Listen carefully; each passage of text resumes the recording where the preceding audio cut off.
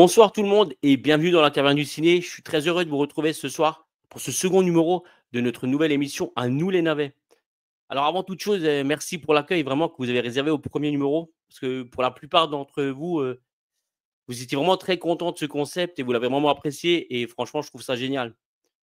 Mais je dois quand même vous dire un petit mot les gars, il y a également eu quelques retours négatifs donc concernant le choix de nos premiers films, pour le premier épisode et du concept même. Alors avant toute chose, déjà on se fait plaisir. On n'est pas là vraiment pour taper sur les films et avant de vous présenter mes 2 acolytes qui vont participer avec moi et de commencer cette émission, j'avais quelques points à éclaircir. Pour ceux qui vont découvrir la caverne du ciné grâce à cette vidéo, sachez que l'on respecte tous les artisans, du cinéma, tous les acteurs, les actrices, les cinéastes et surtout on respecte le cinéma, hein, en tant qu'art, car avant tout on est des passionnés de cinéma. On est cinéphages, on est cinéphiles, on est ce que vous voulez, mais on est là pour s'amuser également. Le but, c'est de discuter, de parler de cinéma français et de mettre des films de ce genre en avant. Parce que pour le premier épisode, en fait, on met des films en avant. Donc, c'est des films dont on ne parle pas souvent et que vous n'allez pas retrouver souvent sur YouTube.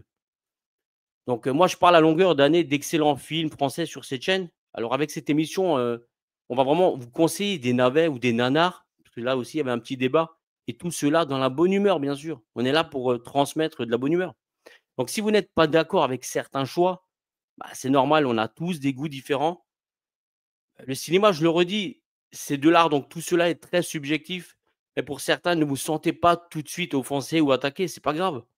Alors, je tenais vraiment à dire cela pour éviter certains commentaires et certains insultes par la suite, parce que ça, je ne l'accepte pas. Donc maintenant, je peux vous présenter mes 2 acolytes qui vont participer à un second numéro avec moi. Alors, tout d'abord, mon ami H. H, tu vas bien? Ça va, Steve? Merci pour Ça va, l'invitation et plaisir de revenir pour un numéro 2. parfait. Toi, je tenais à faire ces petites mises au point, et je parle en mon nom, donc je parle pas au nom de H ou de Cédric, bien sûr. Et donc, mon second invité, bah, c'est pareil, c'est Cédric alias Tueur de rôdeurs. Salut Cédric, tu vas bien? Bonsoir, ouais, bonsoir à tous. Salut Steve, salut H. J'y suis Salut pour rien, Cédric. hein. J'espère que je ne suis pas responsable des commentaires suite au Non, mais choix pas des du films. tout. Bah, il y a pas du tout, pas du Bon, tout. en tout Non, cas, mais je je tiens à préf préciser. Ouais, vas-y, vas-y. non, mais je préférais le dire, en fait, et être vraiment, Oui, t'as raison, t'as heu, raison. Des fois, il faut remettre un peu les choses au clair, recadrer un parce peu que voilà, on est là pour, les voilà, on gens. est là pour se faire plaisir, quoi. On est quand même là pour se faire Ah plaisir, ouais, parler cinéma, on s'amuse, nous-mêmes déjà, on s'amuse et on espère que ça va amuser les gens de regarder cette Nos émission. avis sont juste uniquement subjectifs, c'est tout. Voilà, exact exactement. Mais en exactement. tout cas, ce coup-ci, parce que la dernière fois, j'ai peut-être été pris un peu au dépourvu, donc j'avais choisi 2 films, peut-être pas des vrais navets comme on peut les appeler. Mais là, je pense que là, tout le monde sera unanime. Donc j'attendrai vos retours dans le chat. Mais en tout cas, je pense que ce sont des vrais navets. Donc on va bien se marrer. Mais alors je connais pas les choix de H ni de Steve, mais en tout cas, je pense que les miens le sont vraiment. Là, il a mis la barre haute, Cédric, là. D'ailleurs, tu as mis tellement la barre haute qu'on va commencer par toi, je pense, Bah à oui, chaque allez, fois, allez, allez, hein? je vais me lancer dans Ça le veut dire bain. que vous êtes prêts pour ce second numéro, les mecs? Alors, on va commencer avec Cédric et on va commencer directement avec, un film, que je n'aime pas, hein, tout de suite, on va le dire. C'est pas comme la dernière fois, tu sais, où j'apprécie des films. On n'est pas parti que tu commences déjà tes conneries. Tu veux y aller à pied? Il y a quand même une différence entre rouler une voiture et y aller à pied, non? Donne-moi une seule raison valable pour refuser. J'ai pas envie de retourner en tôle. On va Surtout les miens, tu les commencer aimais bien la dernière fois. ah, voilà. Regarde, elle est pas belle cette affiche? Ah voilà, 2 c'est enfoirés à Saint-Tropez. je crois que Ah l'affiche est purée. presque le truc le plus réussi du film. Ah ouais? Elle est pas mal, hein? Ah Elle est ouais, pas ouais, elle est mal, hein? sympa l'affiche, les Max Pécasse, hein, j'avais regardé quelques affiches, globalement, quand même, surtout sur les années 80, il y a des affiches plutôt pas mal, hein. Ouais, elles sont bien Plutôt, soignées, elles sont pas mal, ouais. Et ça donne envie, hein, ça donne envie de le regarder, en tout cas. ça donne envie. C'est Alors, c'est le point vas-y, fort des vas-y. films de Max Pécasse, les affiches. C'est vrai que l'affiche Ouais. attire l'œil. Ouais. C'est ça, voilà, si Ouais, on a ouais. envie de voir, des filles un peu dénudées, bah, voilà, c'est ce choix de film qu'on peut faire. Alors celui-ci, alors je me suis lancé dans ce film, je l'avais jamais vu, hein, 2 Enfoirés à Saint-Tropez et en fait, je me suis renseigné sur le film après l'avoir regardé. Alors il s'avère que alors peut-être que H le connaît, il fait partie d'une trilogie. Je ne sais même pas que Max Pécasse avait fait une trilogie. C'est la trilogie tropézienne. Alors, il y a eu le premier film qui s'appelle Les Branchets à Saint-Tropez. Peut-être que je me le garde pour une prochaine émission. Et donc, le deuxième, c'est Deux enfoirés à Saint-Tropez. Et le troisième, c'est On se calme et on boit frais à Saint-Tropez. Voilà, donc il y en a 3. Donc, rien à voir avec le gendarme de Saint-Tropez. Parce que peut-être qu'ils ont profité aussi du succès des gendarmes pour mettre leur film à Saint-Tropez. Je ne sais pas. Mais en tout cas, voilà, c'est une trilogie. Et j'ai commencé par le deuxième. Alors, je ne sais pas si c'est sûr, mais bon, en tout cas, c'est pas grave. Hein. Je regarderai les autres par la suite. Est-ce que vous l'avez vu déjà, vous deux? Alors, non, comme par hasard, j'allais dire, en fait, j'en ai déjà vu 2 sur les 3, mais celui-là, j'ai jamais vu. Ah bah, donc tu as vu les 2 autres. Tu as vu le premier et le Ouais, troisième. j'ai vu, les 2 autres, ça, ouais. D'accord. Bon, Mais celui-là, ok. jamais. Et je savais même pas qu'il existait vraiment ce film. Donc, Et toi, j'ai jamais entendu parler. Alors, je l'ai vu il y a c'est le seul que j'ai vu, hein, de la trilogie.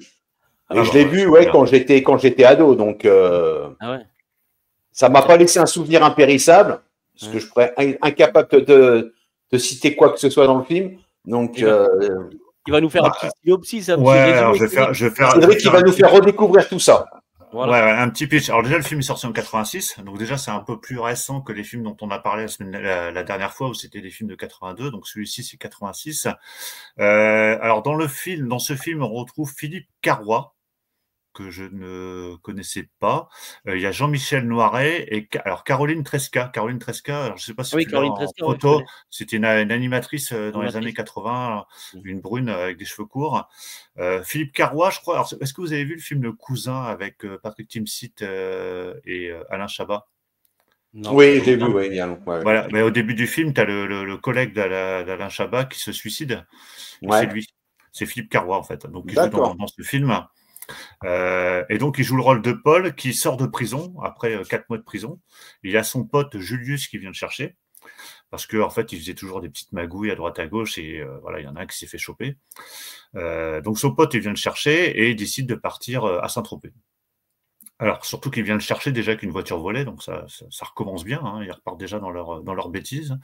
Et sur la route, ils vont recroiser Evelyne, donc qui est jouée par Caroline Tresca, qui va les emmener dans sa villa, qui est à Saint-Tropez. Sauf que quand ils vont arriver là-bas, ils n'ont pas un rond et ils sortent de là, ils n'ont rien.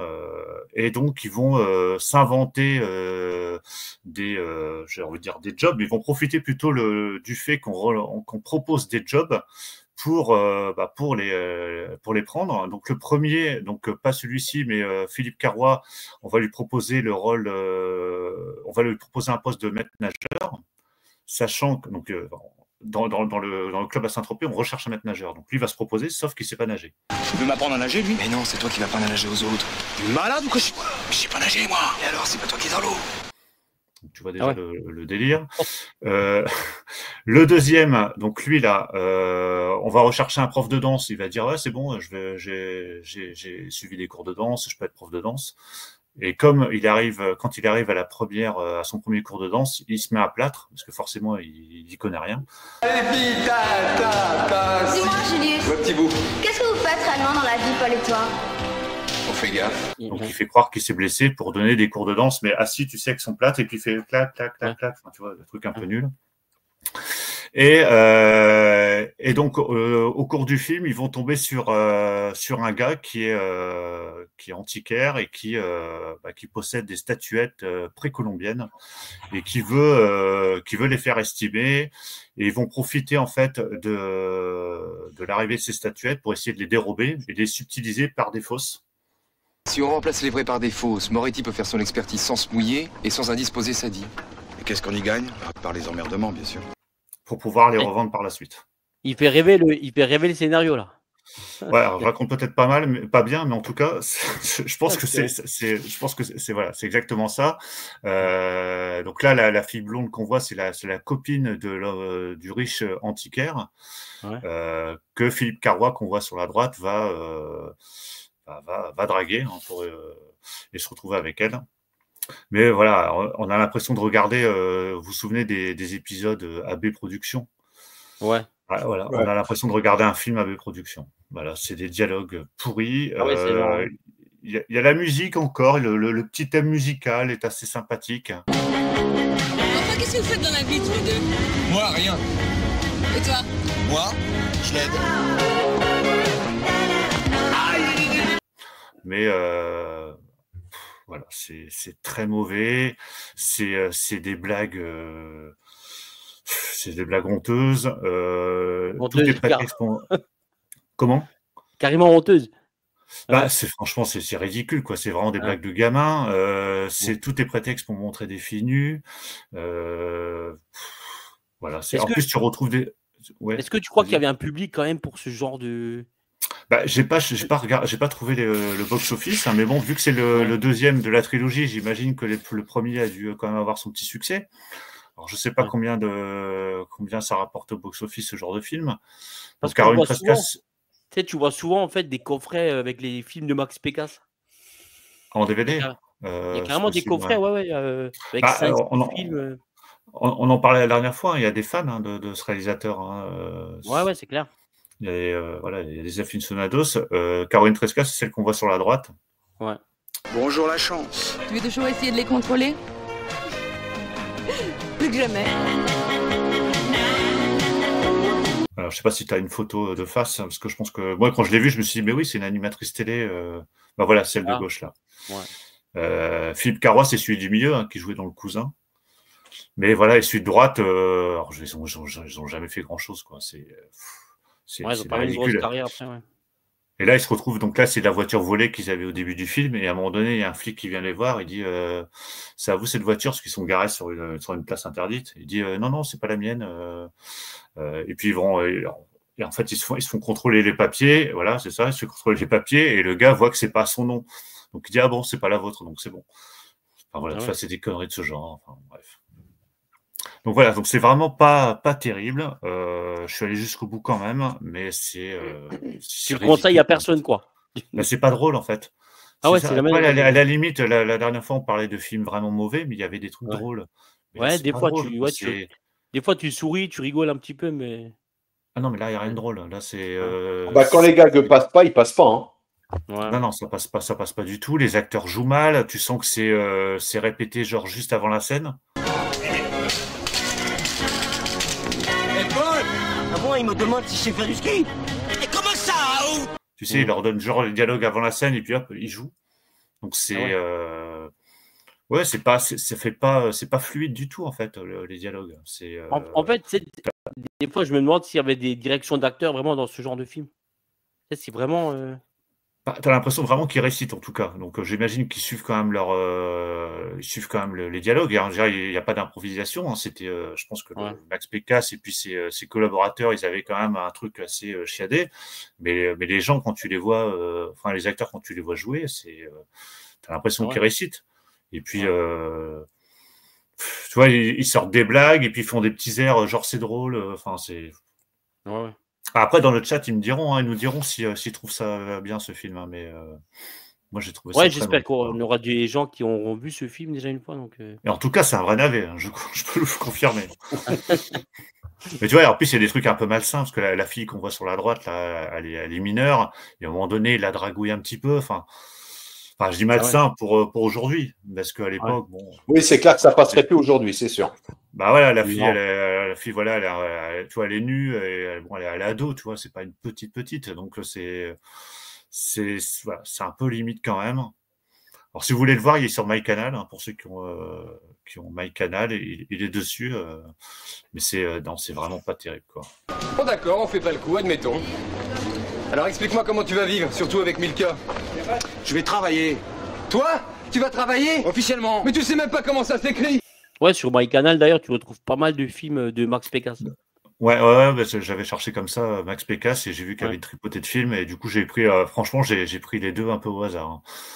Je me suis fié un peu aux photos et bon, il n'y avait pas l'affiche, hein, il y avait des photos parce que limite il y aurait eu l'affiche, mais non, c'est des photos, tu sais, des photos des screens du film, mais c'est. En vrai, ce que tu sauves dans le film, c'est l'affiche, puis l'endroit peut-être, non? L'affiche, je l'ai vu après coup. Oui, c'est un au final, il n'est pas jeté, quoi. T'as au moins l'affiche qui sauve l'honneur. Ouais, mais l'affiche, tu vois, je l'ai vu après le film. L'affiche. Ouais. Mais je l'ai vu après le film. L'affiche. Mais non, Saint-Tropez, tu vois quelques paysages, mais rien de particulier. Donc, est-ce que c'est vraiment Saint-Tropez? J'en sais rien. C'est même pas Saint-Tropez. Mais ça se part, tu sais, ça se passe sur un bar près d'une plage. Après, ça se passe dans des bâtiments, dans des boîtes de nuit. Donc, voilà. Alors, ça peut pas être vraiment sûr que ce soit Saint-Tropez.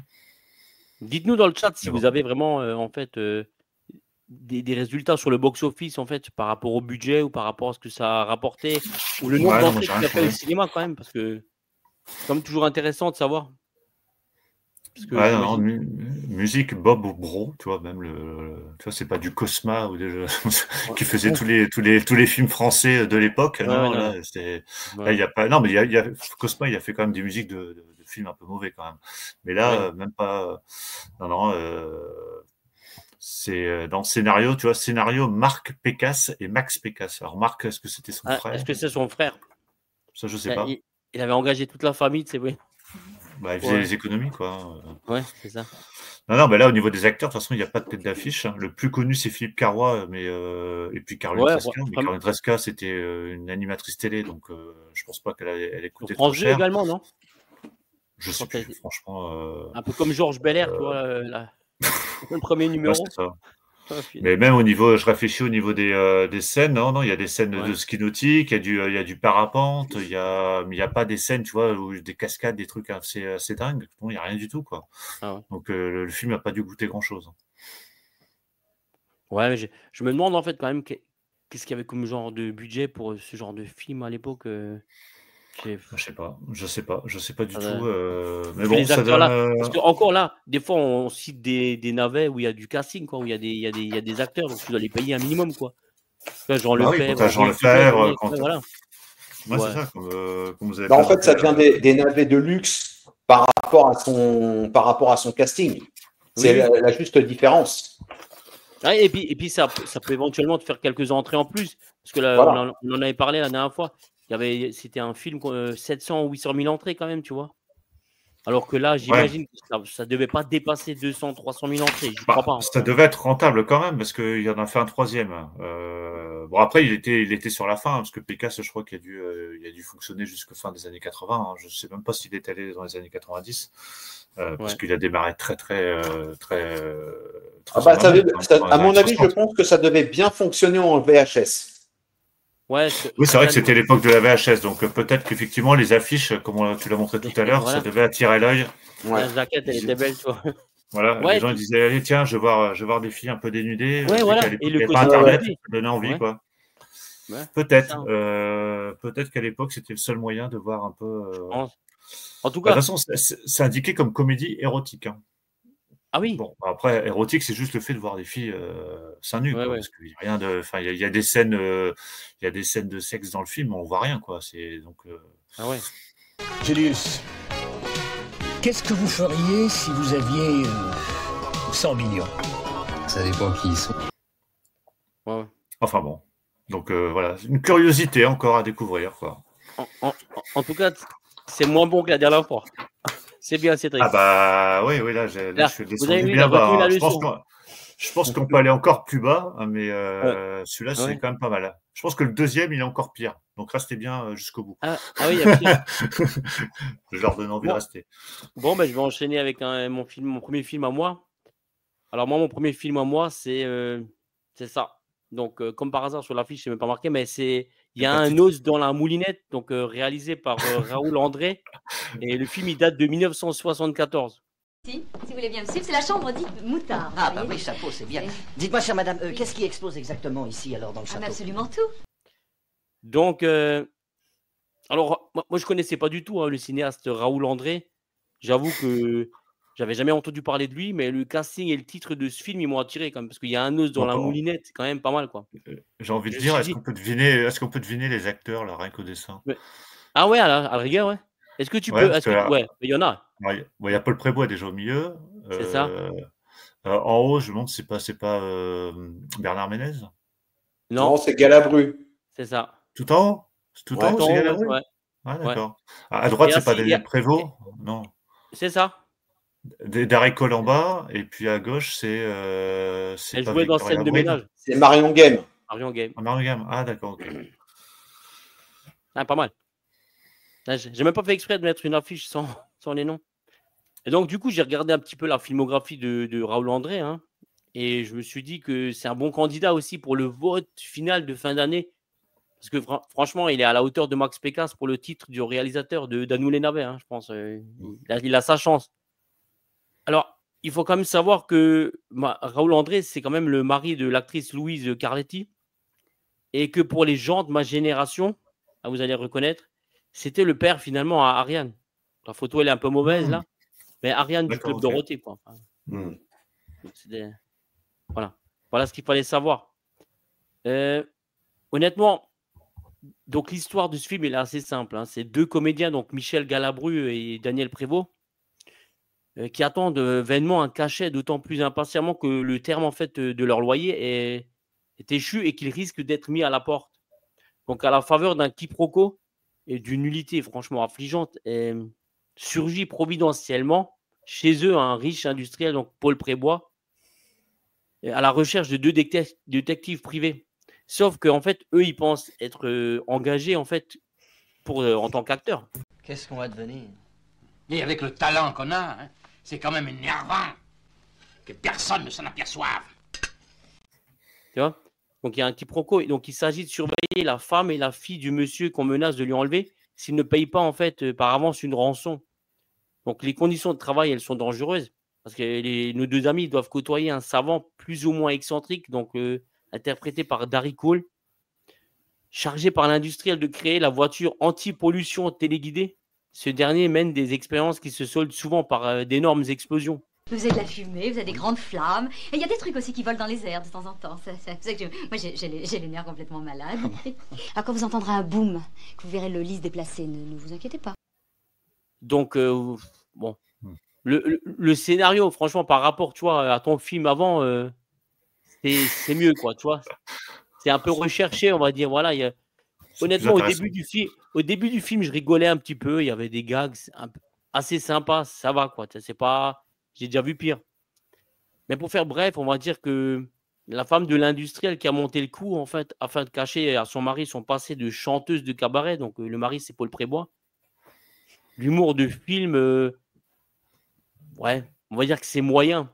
Parce que j'ai déjà vu pire, quoi. C'est pas vraiment... C'est bas de gamme, mais ça va. Par exemple, j'ai noté deux femmes comparent leurs blousons beige respectifs et il y en a une qui sort à l'autre. Le mien est plus beige que le vôtre. Je ne comprends pas. Je l'ai pourtant acheté en Belgique. Répond l'autre, tu vois. Tu vois un peu le... Ouais, c'est des blagues que le film d'avant. Hein. C'est des blagues vraiment pourries, quoi. Ouais, voilà. J'ai montré, hein, on voit le genre de dialogue, quoi. Après, au niveau du casting, quand même, comme dit, c'est un navet 5 étoiles au niveau du casting, parce qu'il y a Galabru, comme on l'a déjà dit, il y a Paul Prébois, il y a Daniel Prévost, il y a Marion Game, Darry Cole, il y a Henri Guibet, nouveau. Et mais au moins tu as des têtes connues, toi. C'est toute la clique. Hein. Ouais, donc Henri Guibet, en fait, en plus, on l'a souvent quand même. Hein, mine de rien, il avait quand même une filmographie. Donc, ça, c'est le cinéaste Raoul André.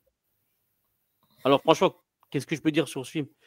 D'un côté, on a un Paul Prébois et le duo Galabru-Prévost de l'autre. Le scénario, il tourne un petit peu. C'est un peu un mauvais boulevard, tu vois, dans la demeure de Paul Prébois. Je veux dire, si on aime ces acteurs, on peut éventuellement un peu éprouver de tendresse pour le film et puis voir la tête de Paul Prébois, c'est toujours marrant. Je veux dire, voilà, le mec, il fait le boulot, tu vois, au niveau. C'est des mecs, tu les vois systématiquement et tu te dis, bon, ben, c'est pas mal parce qu'en fait, tu prends plaisir à les voir. Et donc, tu te dis que finalement, au box-office, il y avait du monde, quoi. Je sais pas. Est-ce que quelqu'un de vous deux l'a vu, ce film, ou pas? Ah non, j'ai jamais entendu. Oui, je l'ai vu, oui. Voilà, tu l'as vu. Et alors, qu'est-ce que tu en as pensé, toi, moi? Ah bah voilà, là, il y a tout, là. Voilà, j'avais... Bah, l'affiche, elle est sympa aussi. Ouais, bah ouais, il faut aller rechercher pour une fois, c'est pas mal. Hein. Bah, les affiches des navets, elles sont souvent assez correctes. Ouais, c'est sorti en quelle année, celui-là? Je vais dire ça. 74, non? 74. Ouais. Ah ouais, donc c'était même pas pour les vidéoclubs, parce qu'à l'époque, vidéoclub, c'était dans les années 80. Donc, non. C'était. Non. Qu'est-ce que tu as pensé, toi? Qu'est-ce que tu as pensé, toi, de ce film, si tu l'as déjà vu? Je ne sais pas si tu l'as vu récemment, si tu l'as vu il y a longtemps. Il y en a des souvenirs? Moi, l'impression que ça me donne quand je vois ce genre de film, j'ai l'impression de voir un film de potes, d'amis. Parce que ils sont tous connus et tu sens que quand ils font le film, bon, ok, ils se font plaisir. C'est sûr que le scénario brille pas par rapport à ce qui est vu, mais tu dis qu'en fait, ils sont entre eux, ils passent un bon moment, voilà, ils font leurs gags, ils font leurs échanges, mais puis comme effectivement, ils ont un capital sympathie, on est content de les retrouver, mais tu vois qu'au niveau de la narration, du reste, il n'y a rien, quoi. Non, mais déjà, en fait, le problème de tout ce genre de film, c'est la mise en scène. La mise en scène, il n'y a aucune inventivité. C'est vraiment, c'est banal, quoi. C'est vraiment, il n'y a rien de. Ah oui, c'est classique. Ils posent leur caméra et ça s'arrête, c'est sûr. Oui, il n'y a jamais aucun plan où on s'en rappelle vraiment. Et moi, ce que je trouve le pire, c'est vraiment la direction d'acteur et les dialogues, quoi. Parce que encore là, dans le scénario de ce film, ça passe. Il est comme ça va. C'est pas complètement nul, quoi, tu vois. Mais c'est pour ça que je dis que c'est un film de potes, parce que dans les dialogues, tu vois qu'ils se parlent dans le film comme ils pourraient se parler dans la vie, tu vois. Ouais. Alors, des fois, ils peuvent faire des improvisations ou autres, mais tu vois qu'au final, ils sont entre eux, ils se parlent, ils font leurs échanges, mais bon. Mais moi, j'ai l'impression qu'ils se font plus plaisir, en fait, entre eux, qu'ils nous font plaisir à nous, tu vois. Ouais, mais c'est ça. Pour moi, enfin, je le ressens comme ça. C'est voilà, ils se fait un trip, ils se font un film entre potes, et puis voilà, quoi. Ouais, c'est ça. Hein. Lequel de vous deux va dormir ici ce soir? Mais vous n'allez pas nous séparer. Mais l'autre coucherait dans l'aile du château. Non, ne nous dérangez pas. Surtout, on est très bien comme ça. Oui, ça ne vous ennuie pas? Non, pas du tout. Non. C'est des belles couleurs. Tu vois, par exemple, si tu regardes le dernier Astérix fait par Guillaume Canet, bah, c'est l'impression que ça m'a donné aussi. Il était avec Gilles Lelouch, il était avec plein de potes à Canet, et t'as l'impression que bon, ils étaient contents d'être là dans le film, mais voilà, pour moi, c'est un film de potes, ils sont contents, ils se font leurs blagues et tout, mais au final, derrière la réalisation, les dialogues, tout est creux. Ouais, c'est ça. C'est ça. Ah. Et en plus, il y avait un gros budget là dans un film comme le dernier Astérix, quoi. Et pour en revenir à ce film, je pense vraiment. En fait, moi, ce que je me demande des fois quand je vois ce genre de film, est-ce que je vais au bout? Mais en fait, je me dis, je sais pas vraiment comment en fait est écrit ce genre de scénario, parce que Galabru et Prévost, voilà, ils jouent comme ils peuvent. Enfin, ils se plient un peu aux stupidités, entre parenthèses, d'une farce probablement tournée à la va-vite, quoi. Parce que bon, je pense pas qu'ils ont tourné pendant 2-3 mois, quoi, ce genre de film. Donc, ce qui expliquerait que le moindre début d'idée comique est sabordé, tu vois. Mais il n'y a aucune application dans la réalisation, je trouve, et dans l'écriture. En fait, c'est le principe du navet, du nanar. Non, vous savez, il ronfle de moins en moins en vieillissant, alors. Ah, bah alors, très bien. Alors, très bien, alors à tout à l'heure. Oui. Au revoir. C'est mes nerfs. C'est mes nerfs. Rapidement. En fait, ils sont en roue libre. En fait, ils en ont tellement fait qu'ils connaissent les rouages.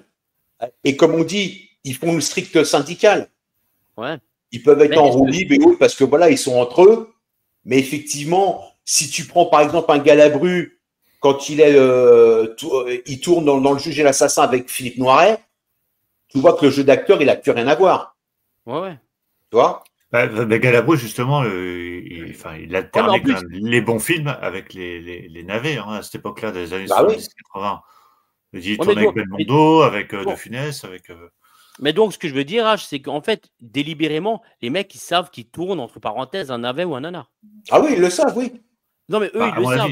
Mais à mon avis, ils ne sont pas payés de la même façon non plus.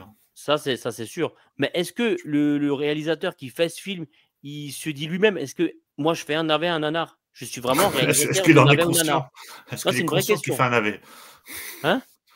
Est-ce qu'il est dans l'esprit, je vais faire un navet? Je ne pense pas. Enfin, personnellement, je ne pense pas. Je pense qu'il veut essayer de faire le meilleur film possible avec ce qu'il a, donc au niveau du budget. Le scénario, il tient sur un ticket de métro et il se dit, bon, je vais essayer de faire au mieux. Mais bon, après, effectivement, il faut avoir le talent, il faut avoir ce qu'il faut derrière. Malheureusement, ce n'est pas le cas. Après, ils essaient au moins de faire un film rentable. Je ne sais pas combien ça coûtait un film comme ça à l'époque. Après, si c'est rentable, voilà, c'est bon. J'ai pas les chiffres. À nouveau, si quelqu'un dans le chat a ces chiffres. Je pense que c'est introuvable.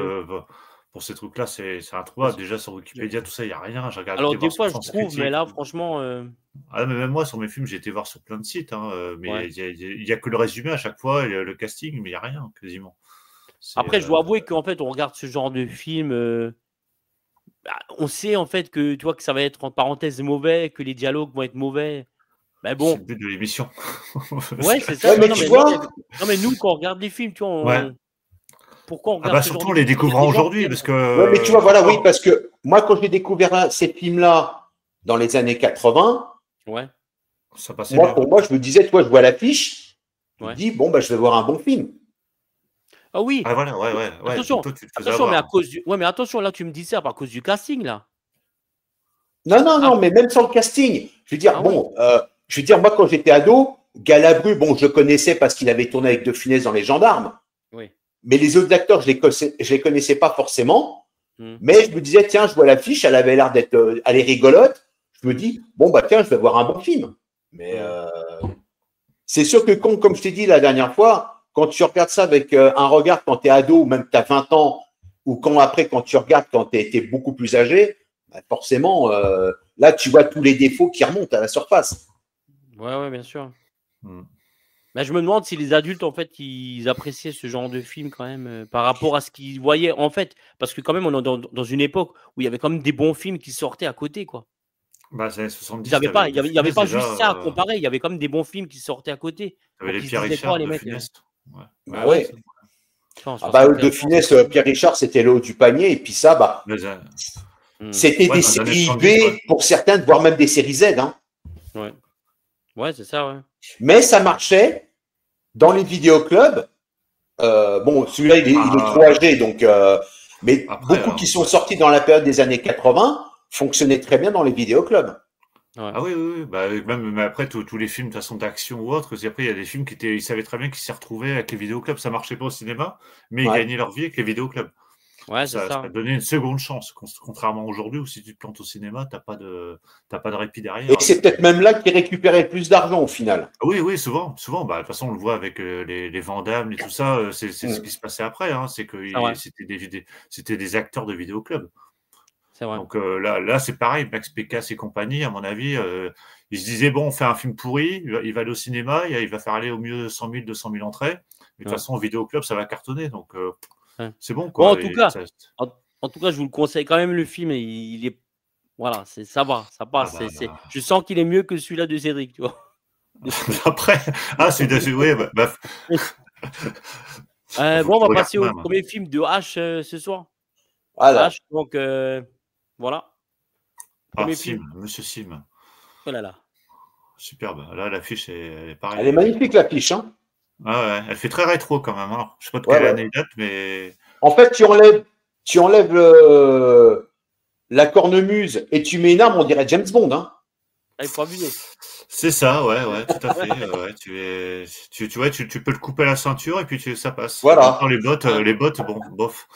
Mais bon. Vas-y, fais-nous rêver là. Alors, je n'ai jamais vu ce film-là auparavant. Ça a été vraiment une curiosité. Moi, je n'ai jamais entendu parler. Voilà.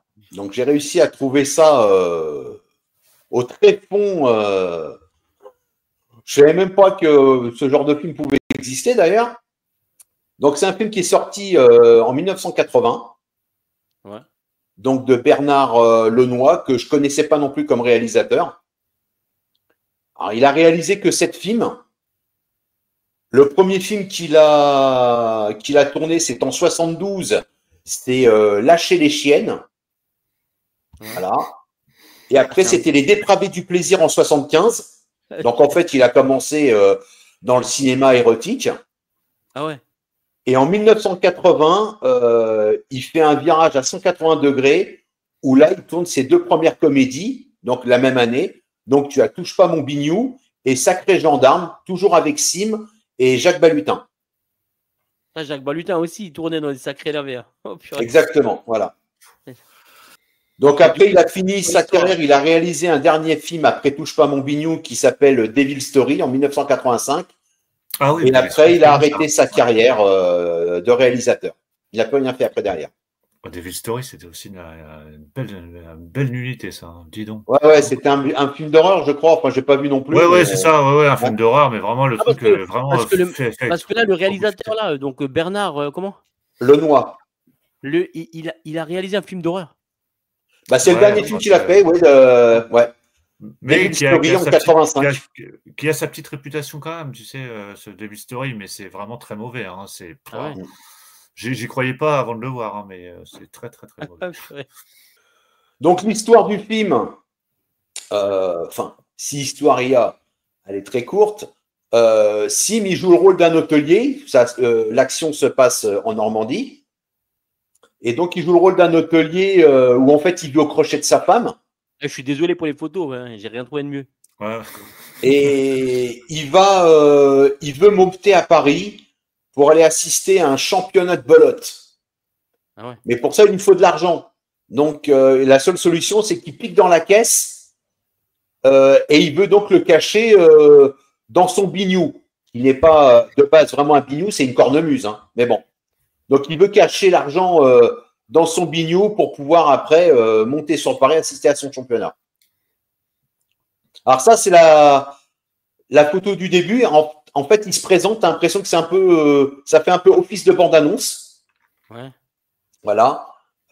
Et donc là, il va raconter un petit peu son histoire, comme quoi il a été marin, qu'il a bourlingué dans le quatre coins du globe, alors qu'il n'est jamais monté sur un bateau.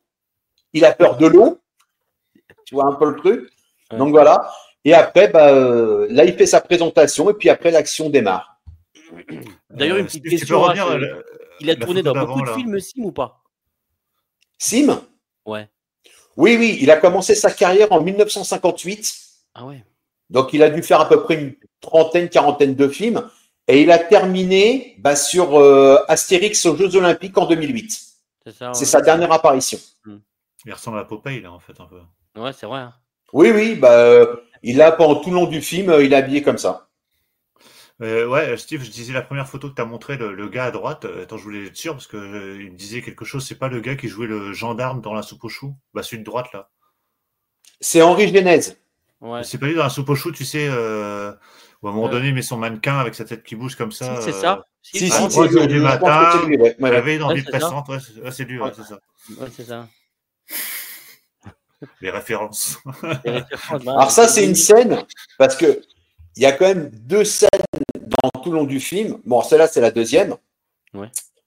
Où, en fait, Henri Genèse est un gros dragueur. Il est avec sa femme et tout ça. Mais c'est un gros dragueur. Il tire sur tout ce qui bouge.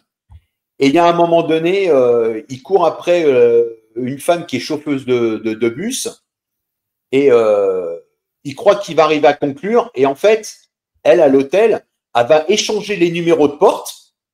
Qui va rappeler un petit peu la scène qu'il y avait dans La Grande Vadrouille avec De Funès et Bourvil, c'est quand ils vont dormir chacun avec les soldats. Avec le 6 et le 9 qui tournent. Voilà. Sauf que là, elle échange vraiment les numéros. Bon. Je suis content de ne pas avoir mis mon pull blanc rayé là. Mais du coup, il arrive à Paris ou pas pour faire son tournoi de belote ou pas? Ah non, parce qu'en fait, ça, c'est le pitch de départ. Mais après, ça part. Alors, ça, c'est sa femme. Ouais. Et tu vois, sa femme, elle a toujours la main sur la caisse. Ouais. Tu vois. Donc, bon, il dit au crochet de sa femme. Hein, c'est elle qui tient la maison. Hein. D'accord. Mais donc, elle l'envoie faire les courses, elle l'envoie faire la cuisine et autres. Mais lui, au final, en fait, ça part très vite dans tous les sens. Ouais. Et t'en oublies qu'il essaye de piquer dans la caisse pour son championnat. D'ailleurs, on n'en parle même plus pendant tout le long du film après, quoi. Ah, d'accord. Il y a vraiment qu'à la toute fin, bon, je vais pas raconter si des gens auraient la curiosité de vouloir le voir, mais bon, ils verront bien, mais il y a la scène de la toute fin où tu retrouves le bignou avec ce qui était prévu au départ, quoi. Parce que toi, Cédric, par exemple, Sim, ça t'évoque quoi, Sim, Cédric? C'est plus Patrick Sébastien, tu vois. Voilà. C'était voilà. Ouais, c'est ça. C'est tous les sketchs. Ouais, dans les grosses têtes aussi, mais c'est vrai qu'il y avait l'émission que Patrick Sébastien avait fait à la télévision, qui avait cartonné, là, je sais plus comment ça s'appelait, c'était où il se déguisait, tu sais, il est rentré dans des jeux télé, il avait même, s'était même grimé, sa mère l'avait pas reconnu. Vous vous souvenez de cette émission? Je sais plus comment ça s'appelait cette émission. Et du coup, il y avait Sim aussi qui était son acolyte dans cette émission. Là, tu vois, il y a une version DVD quand même, on peut le trouver là. Pas mal. Ouais, ah oui. Je cherche pas. Et t'as des chiffres, H, t'as des chiffres sur ce film ou pas? Alors, absolument pas. J'ai essayé d'en trouver, j'en ai pas trouvé. J'ai pas trouvé. Ouais. Bon, bah, alors, il y a pareil. Bon, là, il y a cette fameuse scène parce qu'il est avec son. Je crois que c'est Patrick Grosset, je crois, qui est avec lui là sur le triporteur là. Il y a une scène, elle dure minimum 15 minutes autour et dans une piscine. Mais au final, tu sais pas à quoi elle sert la scène. Ah ouais. Et elle dure 15 bonnes minutes. Tu sais pas ce que le réal a voulu raconter ou quoi que ce soit. Enfin, ça part vraiment dans tous les sens. Ouais, mais si ça se trouve, il sait pas lui-même. Hein. Ah, mais il y a de fortes chances, ouais. Sérieux. Il y a des moments, tu vois Sim, cette fameuse scène-là, avec... en fait, l'impression que c'est un sketch. C'est un sketch de Sim. D'accord. Il n'y a pas vraiment de lien en fait dans le film, quoi. Le scénario, il est pas fluide, quoi. Non, il n'y a absolument rien. Alors, ils l'ont sûrement dit dans le chat, mais c'était le grand bluff, l'émission de Patrick Sébastien. Le grand bluff. Ouais. Oui, c'était bien ça. Voilà. Ouais, c'est ça qui avait cartonné. C'était un record, je crois, de 10 mètres à l'époque. Le grand bluff, c'était bien. Hein. Donc là, cette scène-là, c'est une scène où il fait un sketch avec sa cornemuse. Donc il essaie de l'attraper. Après, il fait de la musique tout en faisant des grimaces. Voilà quoi. Il y a quoi au bout de sa cornemuse là? C'est un morceau de viande qui pend ou c'est quoi là? C'est quoi ce truc-là? et dis-moi, je sais pas ce que c'est. Est-ce qu'il s'en sort bien quand même, Sim, ou pas? Est-ce que je veux dire en tant qu'acteur, parce que je vois pas trop ce qui, au niveau de sa qualité, est-ce qu'il s'en est déjà sorti? Je veux dire là-dessus, on dit ok, il a été acteur, il a tourné dans pas mal de films, mais comme je dirais, il y a acteur et acteur. Bon, comme il a été humoriste, il a été chanteur, donc la scène, il connaît. Donc ça va. Pareil. Je dirais quelque part, il est mis entre guillemets, il est mis en valeur. Mais pour le reste, tous les autres acteurs, tu sens que c'est des comédiens amateurs, quoi. Je veux dire, il y en a, ça joue très très mal. Il n'y a absolument rien, à sauver dedans, quoi. Même là, on vous a sorti des bons navets là cette semaine, hein, les mecs. Voilà. Ah, pour moi, c'est bien en dessous des deux curés de l'édition précédente. Hein. Ça. Mon curé, c'est nudiste. Ah oui, oui. Ah oui, je préfère revoir celui-là. Hein. Ah ouais. Du coup, tu veux rajouter quelque chose sur le film ou pas? C'est bon ou... Non, je pense qu'il n'y a rien. Tout a été dit là. Hein. Tout a été dit. S'il y a des gens, j'invite les gens, s'ils veulent vraiment voir une curiosité, un ovni ou voilà, qu'ils se fassent leur propre opinion. Du coup, on va enchaîner avec le second film de la soirée de Cédric. Donc, un deuxième chef-d'œuvre. La grande vadrouille. Bim. Papa. Hein. Donc. Je suis resté dans le même registre là. C'est pas mal aussi. Hein. J'étais sur ma lancée là. Donc c'est toujours du Max Pécasse. Hein. Voilà, je me suis fait un petit duo, une petite saga Pécasse. Donc là, celui-là, c'est un film en solo. Hein. Il fait pas partie d'une trilogie. Alors ce film-là, il a été réalisé en 81. Donc c'est un petit peu avant. Alors l'histoire, c'est deux potes, donc un peu comme dans le premier film, qui veulent partir en vacances. Donc en fait, ils sont devant leur voiture au début du film en train de poser leur sac, charger leur voiture. Et tu as au même moment un cambriolage. Alors je sais plus si non, c'est pas dans une bijouterie, c'est dans une banque. Donc tu as des cambrioleurs qui sortent. Et pareil, ils font pour aller à leur voiture, ils posent les sacs près de la voiture. Sauf que les sacs que les cambrioleurs ont, c'est comme par hasard exactement les mêmes sacs que les deux gars qui partent en vacances. Donc forcément, ils vont se mélanger les sacs. Donc, tu as les deux gars qui partent en vacances avec le butin des voleurs, et tu as les voleurs qui se rendent compte qu'ils ont des fringues dans leur sac. Ah ouais. Donc, ce qui va se passer, c'est que les cambrioleurs vont poursuivre nos deux gars là qui partent en vacances. On est riches, mec. T'as vu ça? On va pouvoir s'acheter une boutique de pâte à roulettes. Hein. Carrément. Oh la vache, C'est dingue, la maison de campagne. Donc, ils vont se retrouver à l'aéroport. Donc, ils vont avoir les cambrioleurs aux fesses, plus la police. Donc, ce qu'ils vont faire, c'est qu'une fois à l'aéroport, ils vont trouver un groupe de filles. Alors, je ne sais plus si c'est des filles qui peuvent... Je crois que c'est des danseuses qui partent au Maghreb. Et ils vont se mélanger au groupe de filles en disant que c'est qui sont là pour les accompagner. Voilà, c'est le groupe de filles en question. Beau jeune homme, les miss, c'est moi. Venez les filles. Alors des chambres pour toutes les jeunes filles. Vous avez une chambre avec vue sur la mer? Et lui, là, le gars qu'on voit à droite, c'est le patron de la troupe. Et donc, ils vont se mêler à ce groupe-là et ils vont partir en vacances avec les filles. Donc, déjà, on se demande comment ils arrivent à partir en vacances sans les billets d'avion, sans forcément... Enfin, tu vois, c'est du grand n'importe quoi. Il y a vraiment mais c'est qu'un détail, ça. Oui, voilà, c'est ça. Non, mais le problème, c'est que c'est ce genre de détail que moi, je remarque, tu vois. Donc là, on a nos deux gars qui sont, comme vous le voyez, très connus. Quand même, Xavier Duluc, quand même. Bah, tu connais? Bah oui. Xavier Duluc. C'était qui, Xavier Duluc? Bah alors, je vais te dire, Xavier Duluc. C'est celui-là du milieu? Ouais, c'est celui-là du milieu. Ouais. Bah, je connais quand même parce qu'en fait, le mec, c'est le mec de Section de Recherche, tu vois. C'est une série sur TF1 qui a quand même connu un beau petit succès. Oh, je n'ai pas regardé. Ouais, donc, c'est lui, en fait, plus tard. Ah, d'accord. C'est quand même quelqu'un d'assez connu, en fait, tu vois. D'accord, donc il y a quand même une carrière. D'accord. Et celui de gauche, par contre. C'est une grosse série qui fait 4-5 millions régulièrement sur TF1. Ouais, bah, il y a dû avoir. Entre 81 et la série, il y a dû. Je sais pas ce qu'il a fait d'autre. Donc, du coup, ils vont se retrouver au Maghreb. Avec, t'imagines, là, une troupe de danseuses plutôt canon. Donc, ils vont en profiter un max. Alors, on a quand même Tiki Olgado. Ah putain, je le vois là. On a quand même une petite... Voilà, Tiki Olgado, alors, à un moment donné, il se déguise, parce qu'en fait, ils sont sur scène. Ils sont sur scène pendant le film. Et il y a les braqueurs qui arrivent. Donc, les braqueurs, on les voit, c'est les trois, dont Tiki Olgado, qui arrivent au Maghreb. Ils retrouvent leurs traces. Et pour essayer de les attraper, ils se déguisent en danseuses pour aller sur scène et se mélanger aux danseuses. Ah ouais. Et dans le film, les gens n'y voient que du feu. C'est genre, ils croient vraiment que c'est des danseuses et que c'est des filles. Alors qu'ils sont ridicules, quoi. Enfin, c'est grotesque. Enfin, Tiki Olgado, tu le vois déguisé en femme. C'est le moment un peu drôle du film. Voilà. On a notre ami Max Pécasse, là, au centre. Là.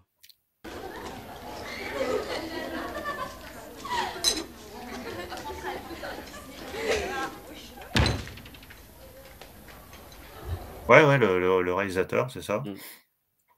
Et donc, à un moment donné, donc sans vouloir spoiler, mais bon, je vais spoiler quand même. Les braqueurs d'origine vont les menacer pour récupérer leur argent, parce que vous imaginez bien, quand ils sont au Maghreb, ils se retrouvent avec des billets, donc ils profitent, ils se payent des trucs à droite et à gauche. Donc, ils veulent récupérer leur argent. Alors déjà, la manière dont ils récupèrent l'argent, ils les braquent avec les flingues, mais ils les surveillent à peine. Enfin, tu te dis, mais ils auraient eu le temps de se barrer 10 fois, mais bon. Comme disait H, c'est un détail. C'est encore une fois. Voilà, c'est encore un léger détail. Et donc, ils sont censés récupérer leur argent, sauf que les filles, qui ont compris ce qui se passait, vont les aider. Ils vont resubtiliser les sacs d'argent. Et à la fin du film, quand ils rentrent en France, ils se retrouvent vraiment avec l'argent, alors qu'eux, ils pensaient que l'argent avait été récupéré par les braqueurs. Ça va, il y a de la recherche quand même. Attention. Ouais, il y a du suspense, quoi. Il y a un petit, parce qu'en fait, ils se retrouvent dans l'avion, les deux jeunes, là, et ils se disent, bon, bah voilà, c'est dommage, on n'a plus l'argent, donc ils ont leur sac sur leurs genoux. Et à un moment donné, ils ouvrent leur sac, et puis, il y a encore tout l'argent. Voilà. Donc, c'est voilà, la petite surprise à la fin. Donc, vous l'aurez compris, c'est pas terrible, hein, c'est pas génial. Les acteurs, voilà, ça joue très très mal. C'est comme tout à l'heure, hein, c'est du AB Production, hein, même style. C'est vraiment très mal joué. C'est ridicule des fois. Il y a quelques scènes, c'est un peu mieux quand même que le premier film.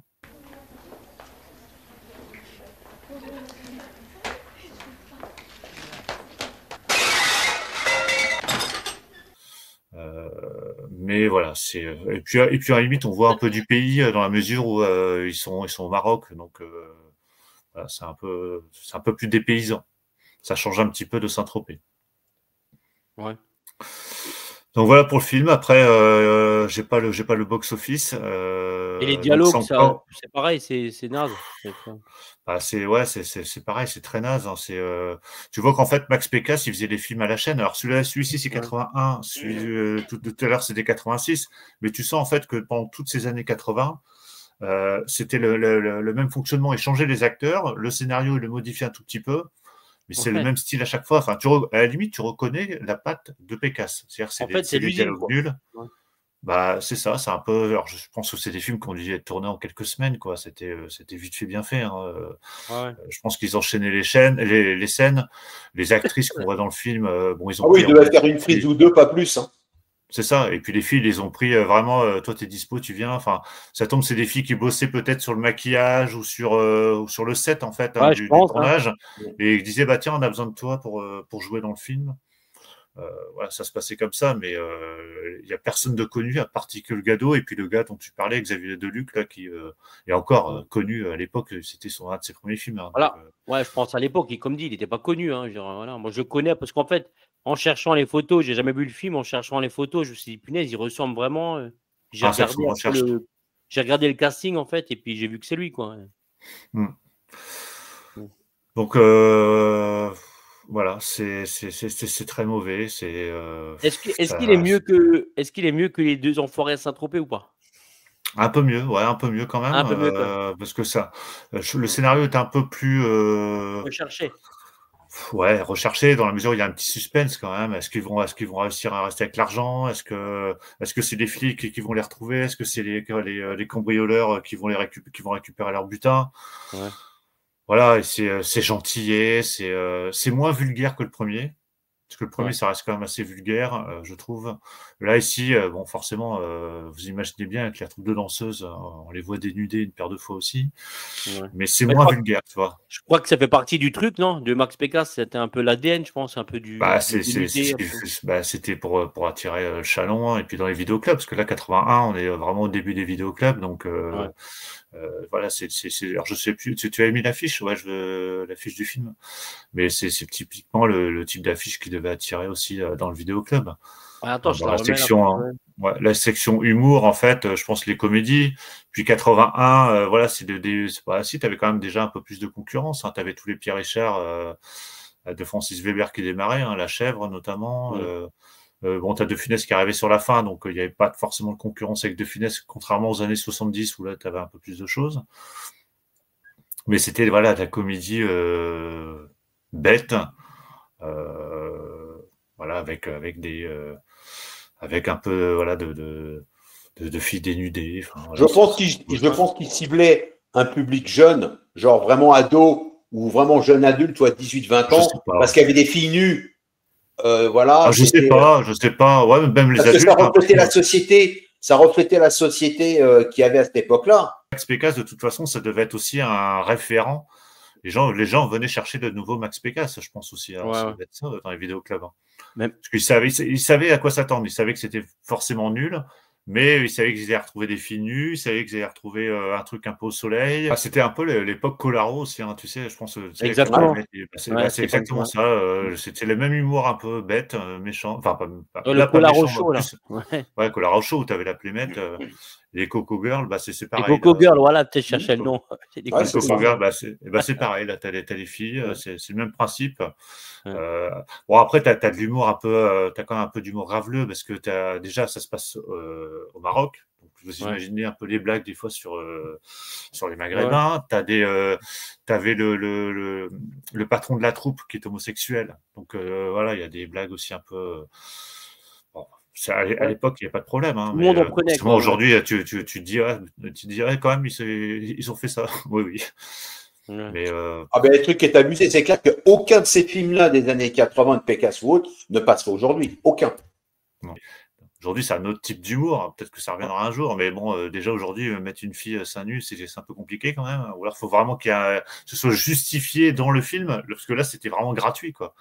Je veux dire, surtout dans le premier film, les deux enfoirés à Saint-Tropez, tu vois courir sur la plage, ça n'a rien à voir avec le film, mais c'est juste pour la mettre devant la caméra, quoi. En tout cas, c'est pareil, hein, si dans le chat, si vous avez déjà vu, ce film, donnez-nous votre avis. Et puis également, si quelqu'un connaît le box-office, parce qu'on aimerait tellement connaître un petit peu le nombre d'entrées de ce genre de film, on trouve nulle part. Donc, n'hésitez pas. Vous l'aviez vu ce film Non, moi, je l'ai jamais vu. Non, je connaissais pas. Non.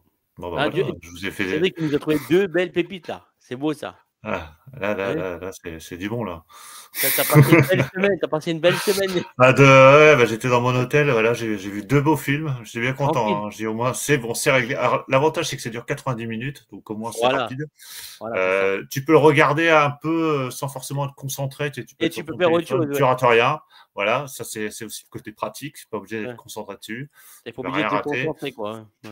Voilà, il n'y a pas grand-chose à rater. Le scénario il est vraiment basique et puis en fait j'ai vu les 2 films quasiment 2 soirs de suite et j'avais l'impression de retrouver vraiment il y a juste les acteurs qui changeaient, mais tu aurais pu mettre les mêmes acteurs. C'était c'est une histoire un peu différente, mais c'est toujours dans la continuité quoi.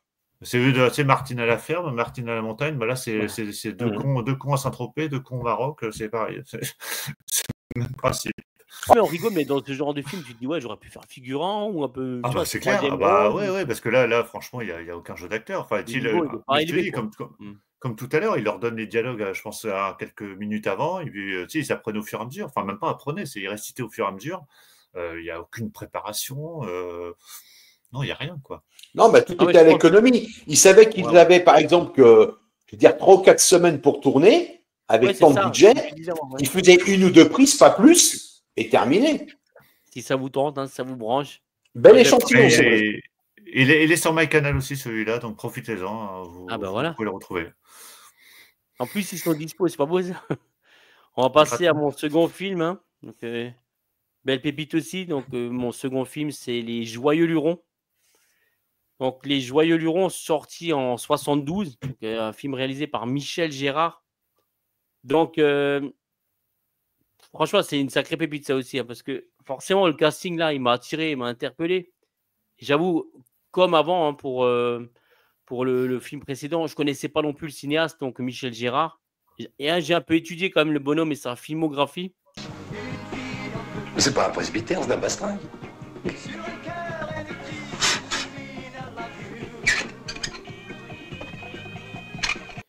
Et franchement, il a toute sa place dans cette émission. Donc l'histoire, elle est assez simple. Dans un petit village de Lorraine, 3 malfrats déguisés en curés.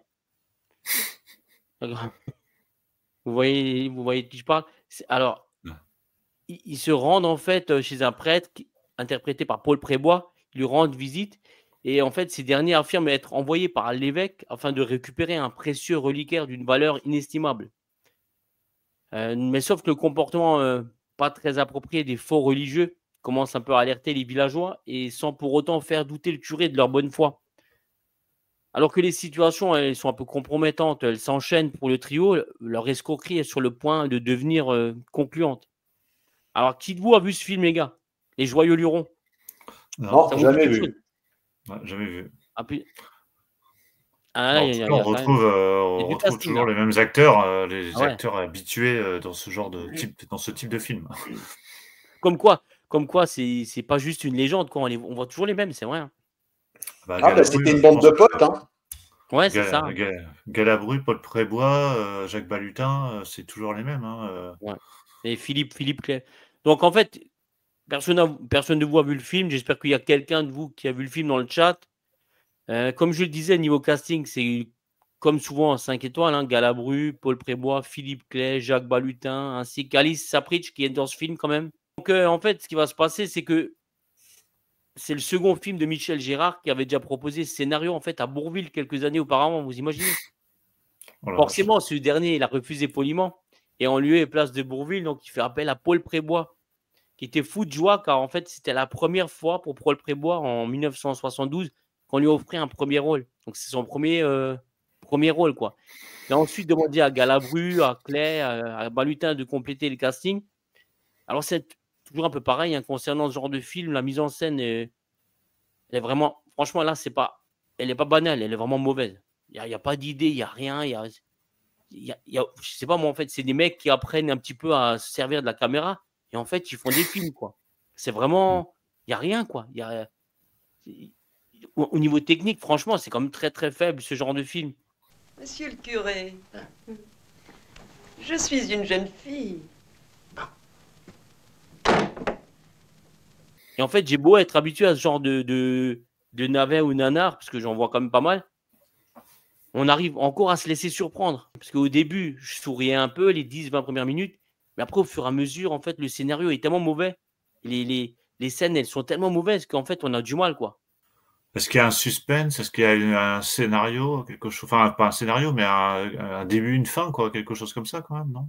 Ouais, franchement, vite fait, ouais. J'ai relevé quelques scènes, en fait, avec Galabru, quoi, lorsque, par exemple, il doit tenir un discours en tant que faux curé, alors qu'en fait, il ne sait pas du tout ce qu'il doit dire. Il improvise et donc il raconte n'importe quoi. Ils vont faire la quête et en fait, il va demander de l'argent, Galabru.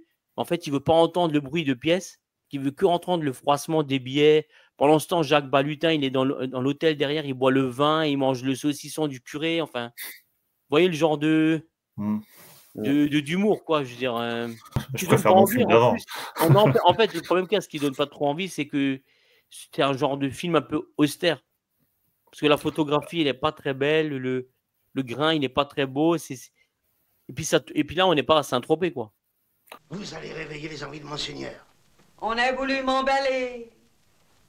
Allez, laisse-nous dormir, rentre chez toi. Bonsoir, mademoiselle. Mais ça n'a pas l'air là, drôle. Là, on n'est pas au Maroc, on n'est pas au soleil, on n'est pas à Saint-Tropez. Ouais, mais ça, tu vois, c'est contrairement aux films précédents qui sont peut-être nuls, mais qui à la base ont pour vocation d'être drôles. Celui-ci, t'as pas l'impression qu'il a l'air drôle, en fait. Il y a, comme dit, pour pas être de mauvaise foi, franchement, j'ai rigolé 3-4 fois sur des petites blagounettes, mais c'est quand même, c'est quand même très très faible. Par exemple, Alice Sapritch, là, elle se fait dragouiller tout le long, en fait, justement par Philippe Clay. Voilà, il y a un petit jeu qui s'installe entre deux, mais Paul Prébois, lui, il fait du Prébois hein, avec ses plaisanteries attendues. Alice Sapritch, comme dit, elle joue les vieilles filles un peu émoustillées, donc par la prestance de Philippe Clay. Pendant que je mangeais, quelqu'un a mis son pied sur le mien. Ah, il a voulu t'emballer. Emballer? Qu'est-ce que c'est? Et après, c'est comme un peu H pour le film avant avec la belote pour Sim. En fait, il y a des prétextes au départ. Il y a des scénarios en fait qui sont en prétexte d'eux pour voilà. Mais finalement, il ne se passe rien. Parce qu'en fait, on nous vend quelque chose, mais en fait, ce qu'on nous vend, en fait, on le voit pas vraiment, on ne le sent pas venir, ou alors c'est mal amené, quoi.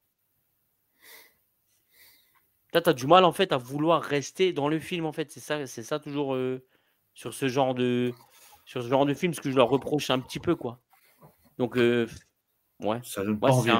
C'est un vrai bon navet, quoi. Ah, celui-là, ouais. C'était quelle année celui-ci, t'as dit 74 Non, 72. Ah, 72, d'accord. 72, ouais, il est sorti en 72.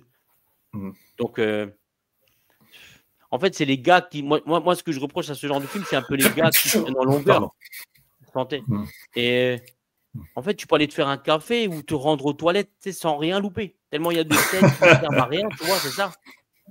Ah, mais c'est ça qui est fantastique. Tu vas au frigidaire, chercher un yaourt, tu vas aux toilettes, tu vas donner à manger au chat, tu fermes le volet, c'est bon. C'est bon, c'est fini. Non, mais tu sais, en fait, tu as des scènes, comme H le disait avant, il y a beaucoup de scènes, en fait. Du remplissage. Qui ne servent à rien. Je sais pas. Ouais, c'est du remplissage, en fait. C'est pour faire durer jusqu'à 1h30, parce que c'était le calibre d'un film. Donc, c'est ça. Donc, faut qu'ils remplissent que 90 minutes, parce qu'ils peuvent pas faire moins. Ouais, t'as l'impression, vraiment. Après, comme dit, si ça vous tente, pourquoi pas, mais vraiment, c'est un pur navet Made in France, quoi. Hein. On aurait pu intituler ce film Mon curé chez les gangsters, quoi. Tu vois, en fait, quand je regarde ces acteurs, je me dis qu'ils ont tous tourné, la plupart, et ils ont fait plusieurs films avec De Funès et Bourvil. Ouais. Mais en contrepartie, après, sur leur carrière, ils ont fait ce genre de film. Ouais. Alors que tu regardes, par exemple, quelqu'un comme Coluche, qui a démarré avec De Funès dans L'aile et la cuisse, lui, il a quand même réussi après, par la suite, à faire Toi l'inspecteur la bavure, Banzai, La vengeance du serpent pub, et il a réussi à être en tête d'affiche et au toit. Alors que c'est largement au-dessus. Non, mais c'est largement au-dessus. Voilà, et là, c'était largement au-dessus, tu vois. Ah oui. Alors qu'eux, ils sont restés cantonnés dans ce même type de production. Il n'y en a pas un qui a réussi vraiment à se démarquer. Il y a Galabru quand même, parce qu'il y a quand même joué dans c'est vraiment le seul qui a réussi. Voilà. Galabru, il n'a jamais été tête d'affiche aussi. Il n'a jamais été tête d'affiche. Non. Oui, mais il a joué dans Flic ou Voyou, c'était un commissaire de police. Il y a souvent eu des rôles sérieux, mais c'était un second rôle. Hein. C'est pas comme Coluche où c'était une tête d'affiche. Hein. Galabru. Ah oui, non, mais c'était un très bon second rôle. Hein. Voilà. Mais il a joué dans des très bons films, comme il a joué dans des gros navets, quoi. Mais par exemple, pour revenir à Galabru, voilà, on sait de quoi il est capable, on est d'accord. Mais quand on regarde en fait son rôle dans ce film, des fois je me dis, il va un peu me sauver le truc, quoi. Il va un peu me faire sourire, il va un peu me faire rire, il va un peu faire que le film sera meilleur. Il ne fait que le strict syndical. Pour qu'il fasse le meilleur, il faut qu'il ait des acteurs en face de lui, un De Funès, un Bourvil, des dialogues, et autres, pour que là, à ce moment-là, il se met vraiment en valeur. Et c'est là, en fait... Alice Pritch, elle était quand même réputée pour être une bonne actrice aussi, mais c'est pareil, si tu la mets dans un film pourri, c'est rien, quoi. Ouais. Alors, tu vas dans La Fouille des grandeurs, c'est excellent, quoi. Ah bah oui. Hein. Ah oui, c'est pas pareil. Ah oui. Non, mais c'est ça. Hein. C'est génial dedans. En tout cas, je vous le conseille vraiment. Hein, il est aussi disponible sur MyCanal si vous voulez le voir. C'est très très lourd. Allez-y. Hein, les gens vont croire que MyCanal, c'est la plateforme des navets, quoi. Non, il n'y a pas que ça. C'est la super pub pour MyCanal. Canal+, si tu nous regardes. Ah merde. Ouais, mais du coup, par contre, j'ai les chiffres, les mecs, là. Donc, le film, il a fait 887 000 entrées. Ah, quasiment le million. Alors c'est pas vraiment un triomphe, mais suffisamment pour remettre le couvert avec la même équipe 2 ans plus tard. Non, mais c'est pour ça qu'en fait, bien sûr, mais la plupart des films, je crois qu'on présente, ils ont souvent fait, je pense, 500, 600, 700, 800. Tu as beaucoup de films aujourd'hui français qui coûtent beaucoup plus cher et qui font que 200, 300 000 entrées. Hein. Ouais, mais à l'époque, on allait plus au cinéma aussi, parce qu'on avait pas, on avait deux ou trois chaînes de télé, il y avait pas les plateformes, voilà. Ça, je pense qu'on peut pas, parce qu'à l'époque, c'est pour ça, faire moins d'1 million d'entrées à l'époque, à la limite, c'était pas terrible, c'était quand même bien, mais c'était pas terrible. Aujourd'hui, tu fais 1 million d'entrées, c'est un gros succès, tu vois. Et c'est vrai, exactement, tu as raison, mais parce que j'ai lu, donc du coup, en faisant des recherches un peu, des interviews en fait justement de ce genre de cinéaste, comme par exemple là, ce film, donc Michel Gérard. Pour un peu apprendre sa carrière, le mec déjà, il était en fait, il était propriétaire de plusieurs cinémas en France. Ensuite, il a acheté des films à l'étranger et il a commencé un petit peu à la réalisation. Et donc, il a fait ce genre de film. Et ce qu'il faut savoir, c'est qu'en dessous, dans les années 70, en dessous quand même de 300 000 entrées, c'est lui qui le dit. Hein. Ouais. C'était vraiment pas très bon, quoi. Je préfère regarder le dessin animé. Dernier film là. Ok. On va passer au dernier film d'H. Tiens, Jean Lefebvre, on ne l'avait pas eu ce soir encore. Non, il fallait l'avoir. Hein. On avait Galabru, donc... Ah, il fallait un petit retour aux sources. Je crois que ta mère et moi avons tous sacrifié à ton éducation pour en arriver là. Hein, alors on a le dos tourné, et hop, on fume, on boit, on s'y va à des orgies inracontables. N'oublie pas ton père de vestiaire. Bon, le titre, je ne sais pas ce qu'il a à voir avec le film, mais bon. Je cherche encore. Il n'y a pas de rapport. Non, il n'y a pas de rapport. Alors, n'oublie pas ton père au vestiaire, il est sorti en 82. Voilà. C'est un film qui a été réalisé par Richard Baducci. Les gendarmes. Le scénariste des gendarmes. Putain. Il est connu, Richard Baducci, il est connu pour avoir fait l'idée originale et d'avoir co-scénarisé les 2 premiers gendarmes. Voilà. Il avait fait aussi l'acteur dans À bout de souffle de Godard. Et puis, il a surtout été célèbre comme attaché de presse pour de grands réalisateurs de l'époque. Donc, voilà. Et il a poursuivi une carrière dans le même style que de comédie, je dirais, potache pendant tout le long de sa carrière. D'ailleurs, son premier film, il l'a réalisé en 68, qui était La honte de la famille avec Galabru. Ah ouais. La honte de la famille. Ouais, La honte de la famille. Ah ouais. Les titres, ils étaient recherchés aussi toujours. Hein. Ouais, ils étaient vachement recherchés. Hein. Alors, à savoir qu'en fait, Jean Lefebvre, il n'a pas le rôle principal dedans. Ah non? Il est mis en avant sur l'affiche, écrit en gros, mais il n'a pas le rôle principal. C'est Manuel Gélin qui l'a, c'est celui qui joue le rôle de son fils. D'accord. Alors, cette scène est assez marrante, parce qu'en fait, Jean Lefebvre, il est disquaire, et il est flûtiste dans un orchestre symphonique. Et t'as cette jeune fille là qui rentre, la punk, qui veut un disque de Bowie. Et lui, il veut absolument lui vendre du Mozart, du Brahms et autres. Et pas lui donner le disque de Bowie. Ça, cette scène est assez marrante quand même. Bowie. Alors c'est gravé là-dedans, hein. Il n'y a rien à faire, c'est là-dedans. Hein. Vous êtes un cas désespéré. Enfin, il en faut pour tous les goûts. Et à chaque fois qu'il dit non, mais vous voulez pas autre chose, un petit Mozart, un petit Brahms, non, je veux Bowie. Et à chaque fois, c'est comme ça. Alors, tu as Jacques Legras qui a un petit rôle aussi de gendarme, pas de policier, qui vient juste, il traverse juste le film comme ça pour 2-3 scènes et c'est tout. Suivez-moi. Alphonse, passe-moi le ballon. Voulez-vous souffler dans cet appareil, s'il vous plaît? Mais qu'est-ce que c'est que ça? Un testeur officiel d'alcoolémie. Alors, en fait, le pitch du film, donc Jean Lefebvre, il est donc disquaire, il tient un magasin avec sa femme et son fils, avec qui il est en permanence, il est en conflit, donc voilà, qui est joué par Manuel Gélin, va rater son bac.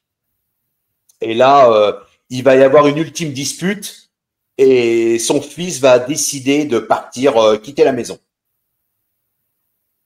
Ah ouais. Donc, en quittant la maison, il va avoir une vie dans un premier temps, il va avoir une vie de bohème, il va aller vivre chez les potes, un peu à droite, à gauche. Et puis, jusqu'à s'émanciper et puis de trouver un boulot, trouver un appartement, trouver une copine, voilà. Et donc, s'il est en permanence, il est en conflit avec son père, mais tu sens que son père derrière regrette qu'il soit parti autre. Et en fait, le film passe sur le thème du conflit générationnel, quoi. Parce que tu sens que Jean Lefebvre, il est très conservateur, tu vois, il a un esprit très arrêté sur les choses, alors que là, c'est la nouvelle génération un peu rebelle qui se cherche, qui est avec les potes, tout ça, donc on sort en boîte de nuit, on veut profiter de la vie. Et au final, en le mettant sur le fait accompli, qu'il va décider lui-même, son fils, de partir, il va devoir s'élever dans le milieu social, quoi. Et du coup, ouais, le titre, du coup, ça n'a rien à voir. Enfin... Pour moi, ça n'a rien à voir. Je vois pas. T'as pas trouvé quand t'as regardé le clip. Non. Alors, le fils va travailler. Alors, je me suis fait ce rapprochement-là parce que le fils va travailler dans une boîte de nuit gay lesbien où il va jouer le rôle il va être disque jockey. Philippe, il y a tes parents à l'entrée. Ta mère, ça va, mais alors ton père, il a vraiment un problème. Merde. Qu'on m'a dit à Henriette de les laisser entrer. Je vais pas les laisser à la porte. Et il y a un moment donné, il y a une scène où effectivement Jean Lefebvre va venir dans la boîte avec sa femme pour voir où son fils travaille.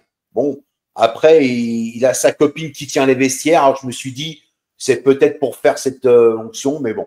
Alors tous les acteurs, c'est pareil. Je dirais, ils sont aux fraises. Hein, tu vois que c'est vraiment des amateurs, voilà.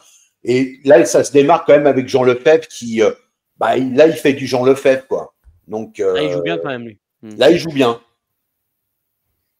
Là, tu vois vraiment la différence même s'il n'est pas à son maximum, mais tu vois qu'il y a quand même une différence de jeu d'acteur. Parce que là, je dirais, Jean Lefebvre, là, il est, même s'il est avec son fils qui se prend les fois la tête, mais tu sens quand même qu'il est en retenue. Pourquoi? Parce qu'il n'a pas le rôle principal.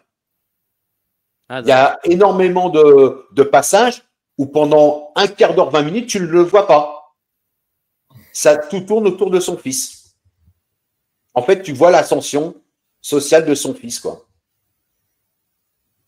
Mais en tout, tu le vois combien de temps, Jean Lefebvre? Tu le vois quand même souvent.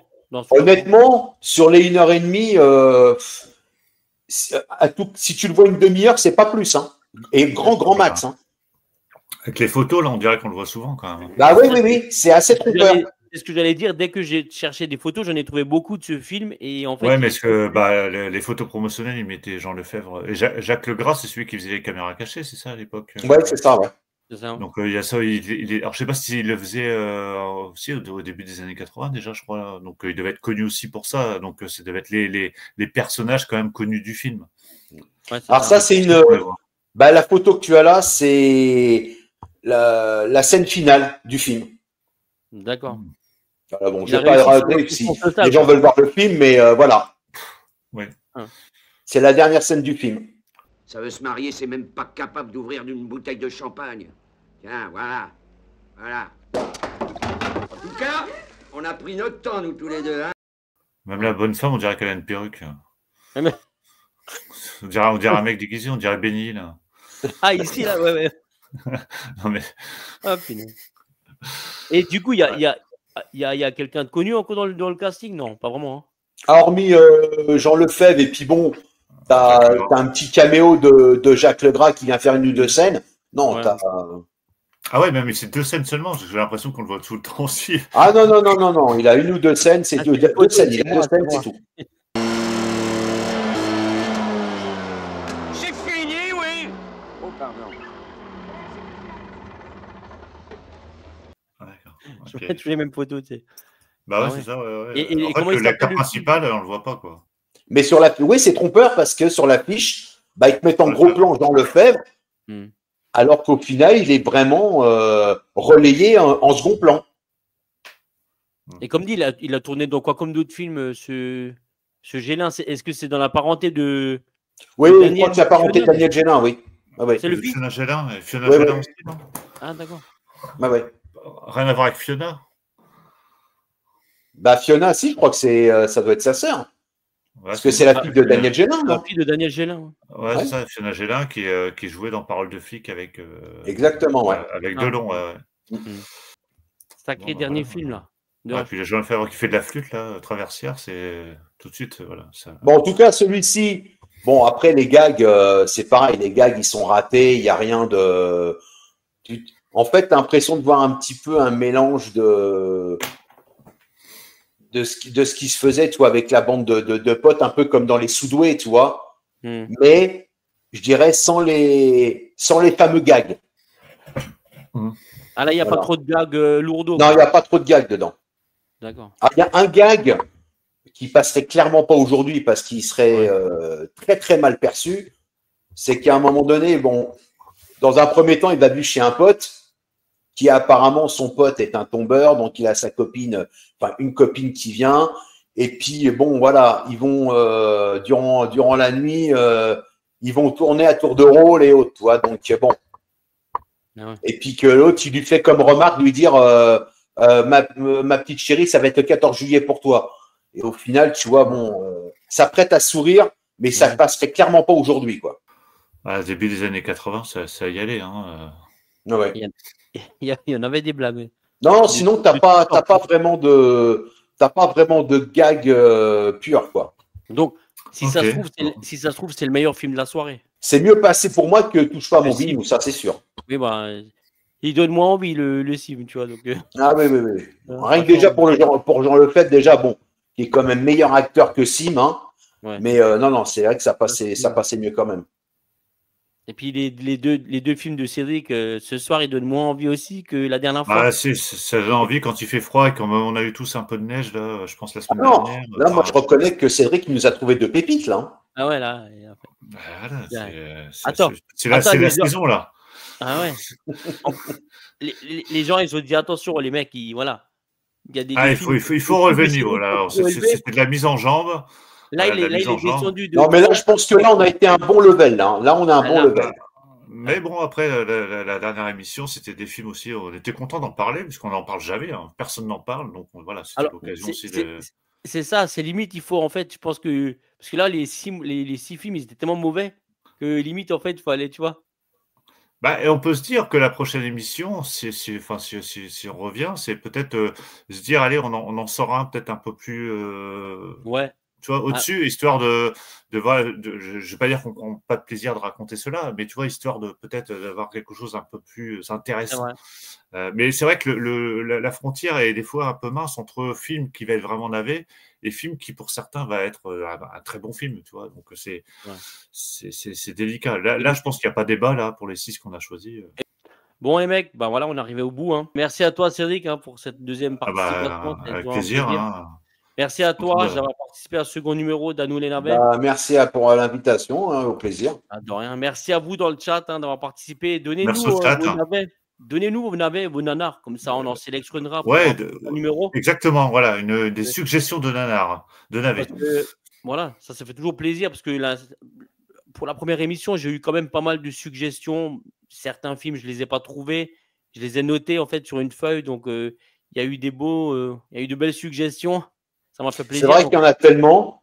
Ouais, il y en a. Franchement, il y en a beaucoup. Il y en a beaucoup. Ah ouais. J'ai vu la liste. J'ai une liste. Ah non, là. J'ai trouvé une liste de 100 nanars. Ouais. Il y a encore de quoi faire. Hein. Ah purée.